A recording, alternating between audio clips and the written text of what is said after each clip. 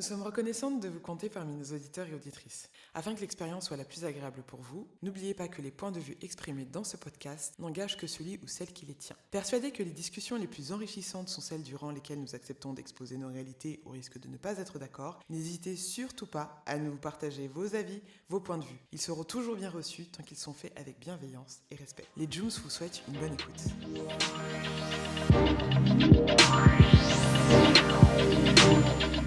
Bienvenue dans le nouvel épisode du Jooms Podcast. J'espère que vous allez bien, les filles. Ouais, Oula, très bien. Petite forme, quoi. Bon, c'est lundi, pas grave. quoi. Si mes sœurs ne sont pas en forme, c'est pas grave parce qu'on a une invitée de marque. Une invitée qu'on ne présente plus. Une DJ. Quelqu'un qui fait du beatmaker. Une créative. Une entrepreneur. Je vous présente donc Marina Wilson, a.k.a. DJ Cheetah. Est-ce qu'on peut lui faire un... Salut tout le monde.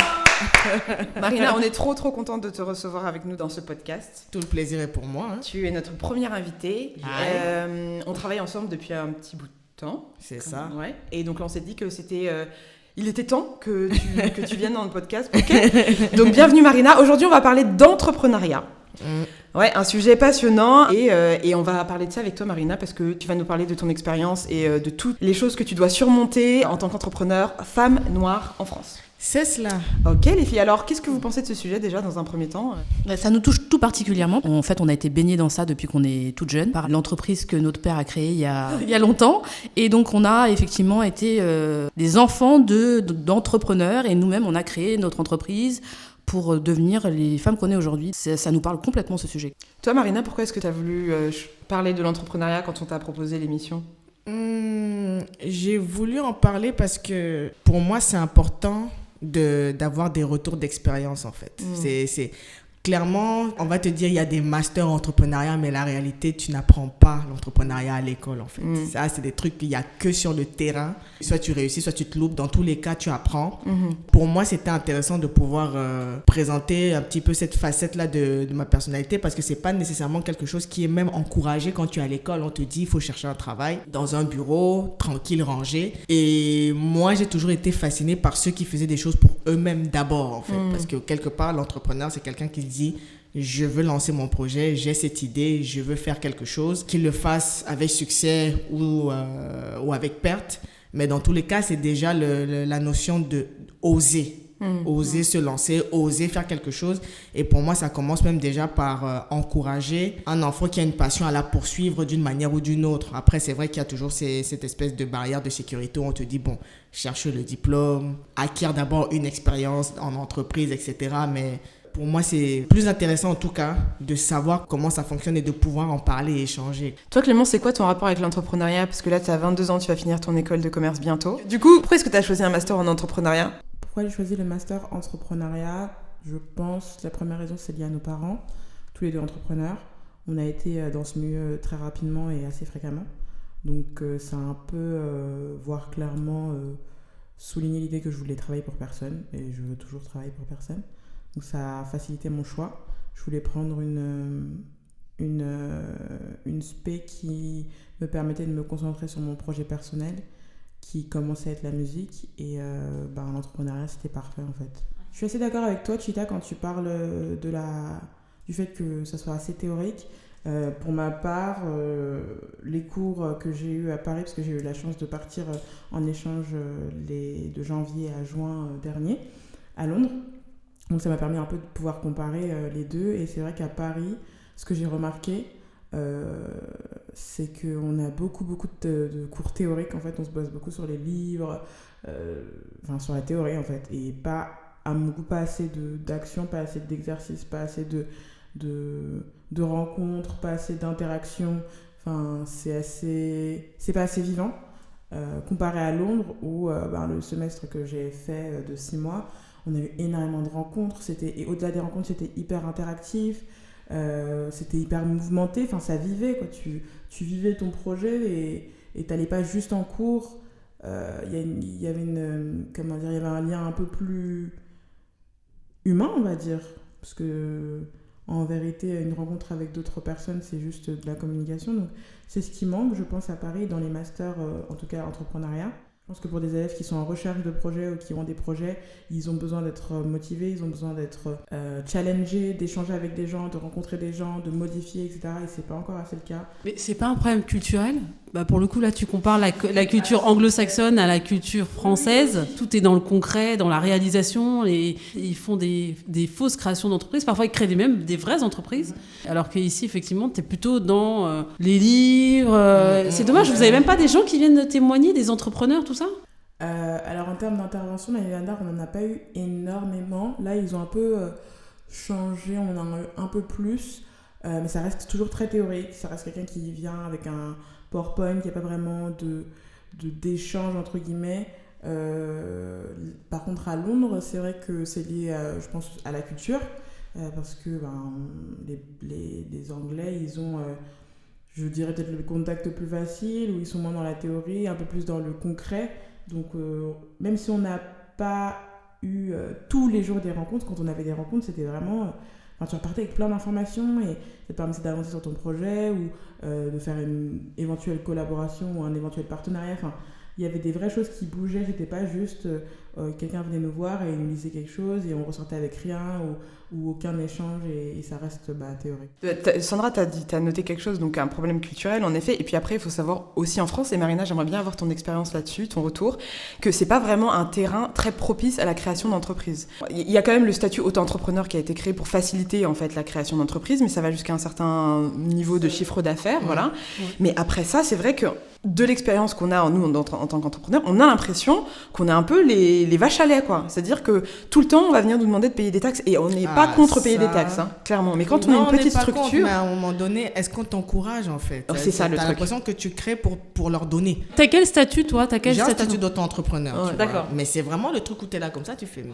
À quel moment je profite de mon argent en fait, tu vois? Et c'est vraiment un rythme où après moi j'ai choisi le système de payer tous les 3 mois, tu vois, parce que tous les mois c'est juste pas possible. Ça fait mal. Et ça représente quoi? Combien de pourcents de quand 25? c'est prêt? Ah oui, quand même. Hein. Même pour avoir la bonne information de comment créer ce statut d'auto-entrepreneur, j'ai failli passer par parce que tu vas taper auto-entrepreneur, on va te montrer 1 milliard de sites, mais pour tomber sur le vrai site qui te donne les vraies informations sans te proposer de payer tant pour qu'eux fassent ça à ta place, c'est un autre système, tu vois. Et même, un truc que je ne savais pas, c'est que je pouvais cocher une case qui me permettait de déclarer, je crois, de payer 2 à 3% les 2 premières années, mais je n'avais pas vu la case. Tu vois, des trucs comme ça. Donc, tu as tout ce système où il y a quand même une notion d'accompagnement, d'information qu'il faudrait pousser. Tu vois, il faudrait un petit peu mieux aiguiller les entrepreneurs et les auto-entrepreneurs même en général. Je le vois aussi avec mes amis qui sont artistes avec le statut d'intermittent. C'est tout un flou artistique, tu vois. Voilà, d'informations qui sont là comme ça, mais tu ne sais pas exactement quoi saisir en fait. Tu vois, on essaiera de mettre dans la barre d'infos, notamment le site de l'auto-entrepreneuriat, et si on trouve des tutos cool pour faciliter les démarches pour des gens qui sont inspirés et qui se sentent perdus et noyés sous cette... C'est nécessaire. Après, je sais qu'il y a des associations. Ouais. Donc, dans l'idée, peut-être aussi faire des recherches par rapport aux associations et partager les liens. En mode, les gars, allez voir ces associations-là. Il n'y a que comme ça qu'on peut fonctionner. Parce que sinon, c'est tout le monde qui voudra se faire de l'argent sur notre dos. Déjà, tu n'as pas d'argent. Tu veux commencer statut d'auto-entrepreneur, on te dit paye tant. C'est clair. Pour que nous, on t'aide à créer le statut, alors que la création du statut est gratuite. L'entrepreneuriat, aujourd'hui, a le vent en poupe et tout le monde veut être entrepreneur. Et je veux dire, c'est top, chacun fait ce qu'il a envie de faire. Ouais. En revanche, on met vraiment l'accent sur le côté genre gloire. Tu vois, on voit les gens à la fin de leur chemin là et on leur dit oh, elle a réussi, non. On n'a pas vu à quel point elle a galéré, comment elle a failli fermer 4 fois sa boîte, comment elle n'a pas eu de salaire pendant 6 mois.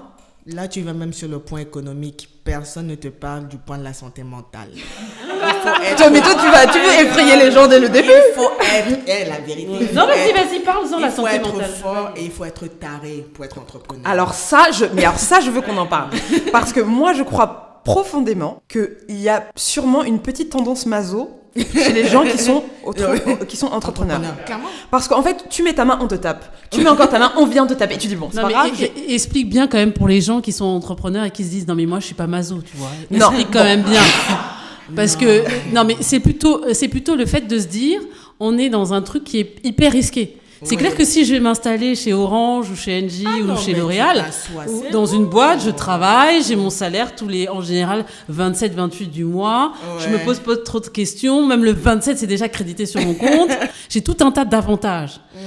C'est super, mais effectivement, la vie d'entrepreneur, c'est que des incertitudes. Ouais. Et quand bien même, il y avait eu un TED qui a été fait justement sur l'explication. Enfin, la fille avait fait une présentation et faisait toute une analogie autour du Titanic. Ouais, on vous mettra le TED en barre d'infos. Ce TED est juste extraordinaire parce qu'il expliquait que même les plus grosses boîtes, comme le Titanic, on y va, ça y est, chargé, mettez le charbon, on y va et tout. Et les mecs, ils ont quand même pas vu un iceberg qui était juste énorme. Ouais.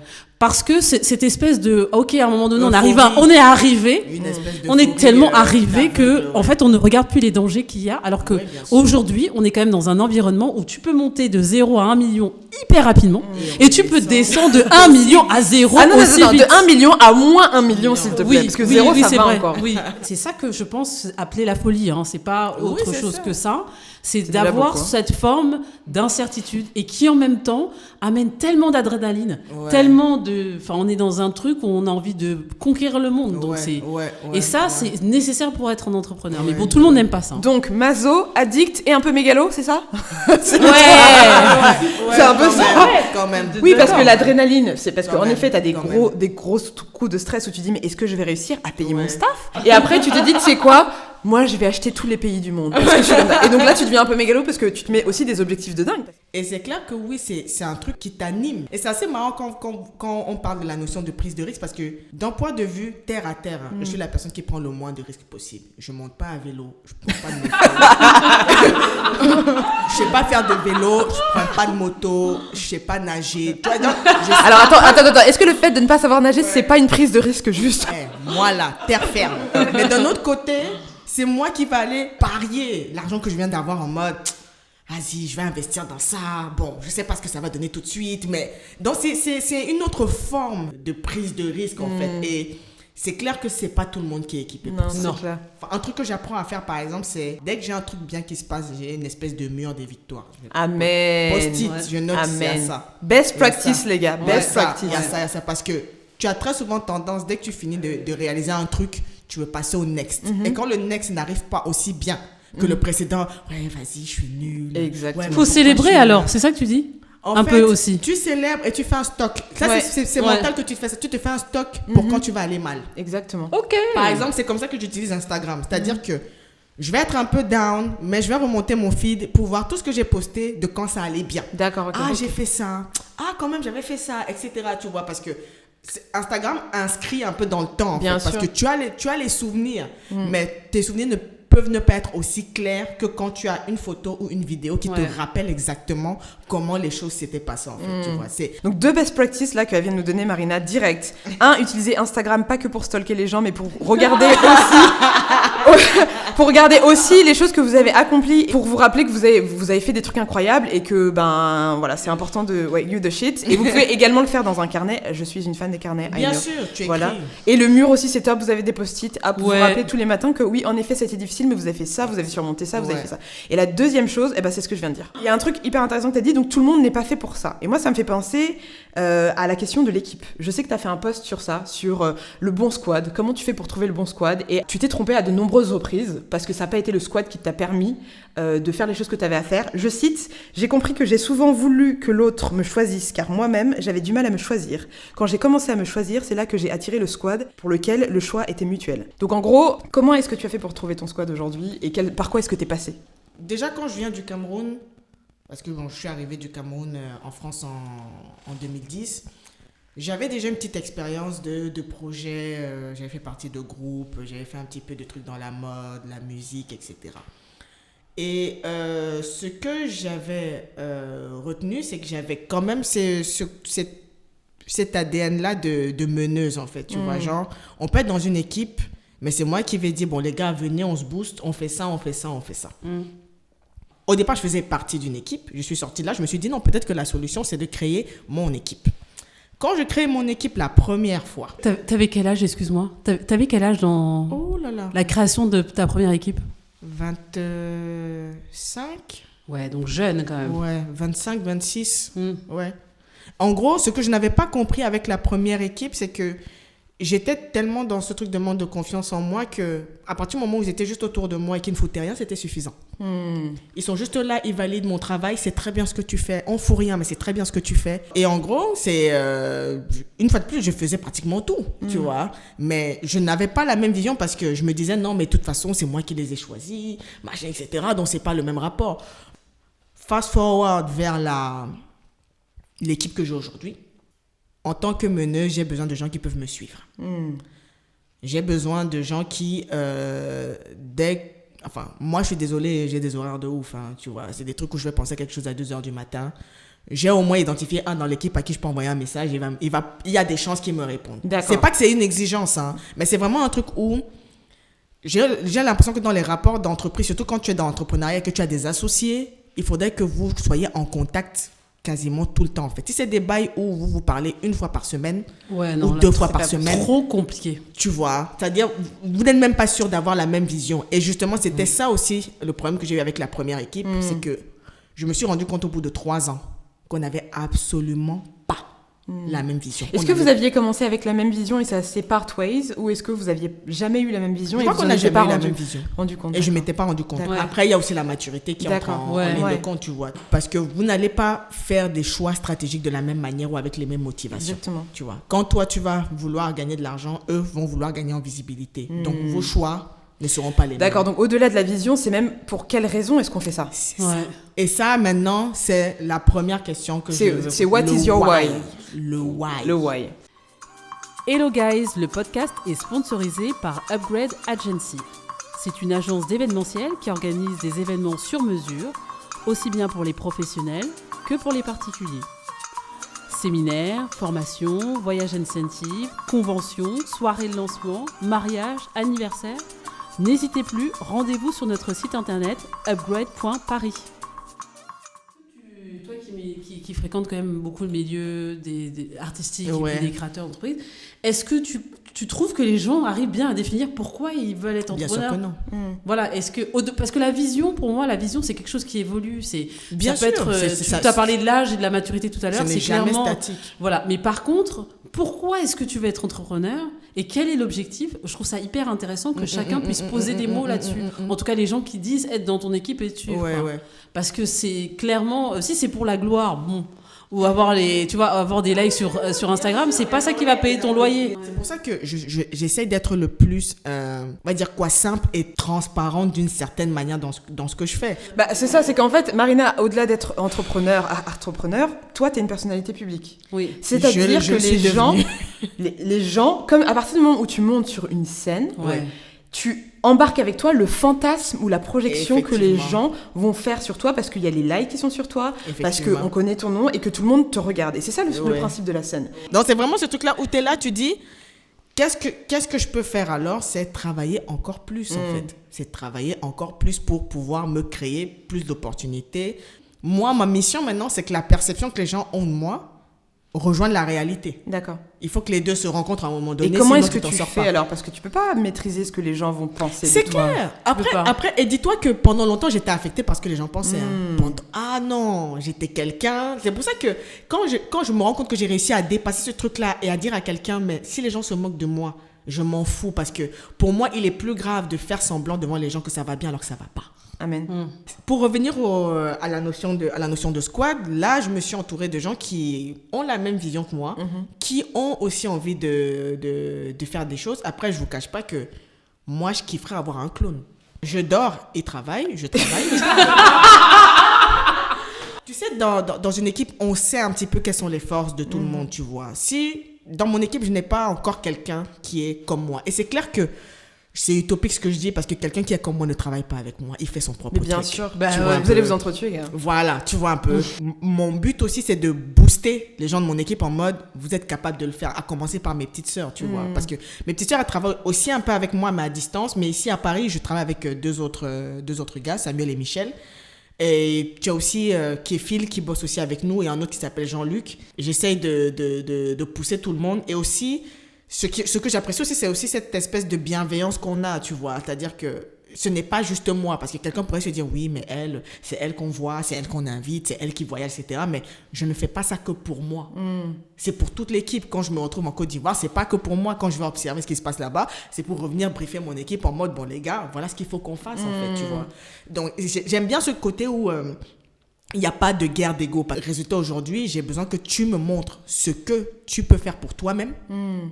À partir de ce moment-là, c'est là que je vais me dire, bon, on peut potentiellement travailler ensemble, on peut mettre des choses en commun et voir comment ça évolue. Ok. Vous les filles, c'est quoi vos critères de création d'équipe pour une entreprise ? Qu'est-ce que vous avez appris de vos dernières années d'entrepreneuriat ? Alors, je travaillais dans les ressources humaines, principalement donc la sélection des membres de l'équipe. Donc, quand tu recherches quelqu'un, déjà, je recherche une personne qui va pouvoir correspondre à l'énergie et la vision qu'on peut avoir de l'entreprise, avant même de parler de ses compétences. La première chose, c'est est-ce que la personne va pouvoir bosser avec nous et est-ce qu'elle va pouvoir se développer et amener des choses positives à l'entreprise. La seconde chose, c'est après les compétences techniques. Les compétences, Est-ce que son travail reflète éventuellement même le potentiel qu'elle peut avoir d'évolution et comment elle peut amener des choses positives, encore une fois, à l'entreprise. Une fois qu'on a fait ça et qu'on s'est dit, bon, potentiellement, la personne peut venir travailler avec nous, elle vient, elle fait le test. Parce qu'en réalité, tu peux jamais vraiment savoir comment vont fonctionner les gens.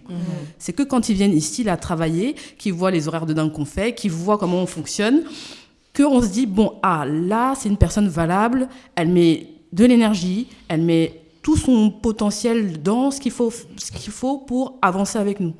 Et aujourd'hui, je crois que, en tout cas, la dernière équipe qu'on avait et qui est en train de se renouveler maintenant, je crois que c'était une des meilleures équipes qu'on a jamais eues depuis. Aime, les gars. Parce que ils se sont investis comme jamais, avec encore une fois des heures de dingue. Quand vous êtes en alternance ou quand vous n'êtes pas forcément en CDI dans une boîte et qu'on vous demande de faire des choses et que vous le faites avec passion et que vous rendez au centuple ce qu'on vous a donné, franchement, je dis merci juste aux gens qui vont bosser avec nous. Voilà. C'est clair, petite dédicace. Sandra ? Mais je suis d'accord avec ce que disait Marina tout à l'heure, c'est-à-dire que déjà, il y a le leadership, et toute la difficulté, c'est que si tu as une boîte, tu as un leader, voilà. Mais le leader n'est pas un... Hier, en fait, j'ai demandé à mon fils, je lui ai demandé de faire un truc et j'ai dit, bon, on n'est pas en mode dictature. Et je dis, tu sais ce que ça veut dire la dictature ? Et là, il me répond, ouais, un truc... faut pas que je fasse comme Hitler, quoi. Et je me suis dit, ok, like it's a little bit extreme. Bon, tout ça pour dire qu'effectivement, il faut qu'il y ait un leader. Il ne faut pas que le leader soit un dictateur, clairement, et que du coup, il fasse pousser son équipe, grandir son équipe. Donc il faut, je pense, et c'est ça toute l'histoire de la vision, c'est-à-dire que quand on définit une vision, il faut quand même, on a une idée à l'intérieur de soi, un truc qui est plus fort que tout. Donc c'est ça qui est génial quand on est entrepreneur, on a un truc qui est plus fort que tout. Et ensuite, il faut quand même faire des calculs. Il faut quand même avoir des intuitions, des choses assez fortes qui sont là et qui te drivent. Et donc du coup, tu drives ton équipe comme ça. Mais c'est vrai qu'il faut quand même avoir des gens qui soient... On parlait de folie tout à l'heure. Il faut quand même dans l'équipe des gens qui soient quand même fous. Et qui en même temps... là, je vois, il y a des dans notre team, on a la moyenne d'âge, c'est quoi ? C'est 23, 24. Il y a des gens qui sont arrivés... c'est des étudiants, ils sont en alternance. Mais on leur donne le même niveau de responsabilité que quelqu'un qui aurait été là depuis 10 ans à la boîte. On s'en fout, en fait. Vous n'avez pas idée du nombre de fois où j'ai essayé d'enregistrer ce petit message pour vous dire que 1, on était hyper contente de recevoir vos commentaires et vos feedbacks à la suite de nos podcasts, que 2, on vous écoutait et qu'on avait bien compris qu'un format d'1 heure était peut-être un peu long parfois, donc 3, que vous veniez d'écouter la première partie du podcast sur l'entrepreneuriat et que si vous vouliez écouter la suite, il fallait attendre la semaine prochaine. Merci beaucoup et à bientôt.